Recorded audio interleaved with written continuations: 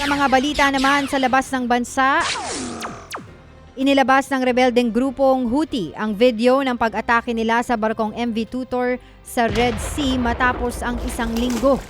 Kita kung paanong inatake at pinasabugan ng grupo ang harapan ng barko.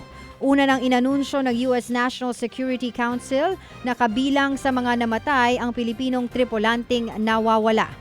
Pero umaasa pa rin daw ang Department of Migrant Workers na buhay pa ang Pinoy seafarer.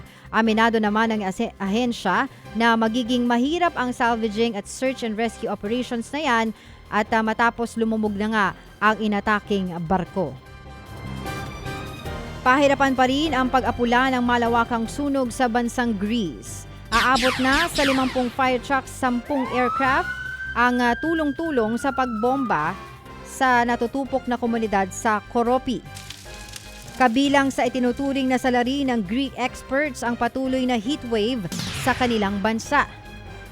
Wala pa namang napapaulat na nasaktan sa naturang sunog. Samantala, dagok sa 160,000 residente ang nararanasang matinding pagbaha at landslide, bunsod na matinding pag-ulan sa Assam, India. Ayon sa report, naabot na ng Kopili ang danger level ng kanilang ilog.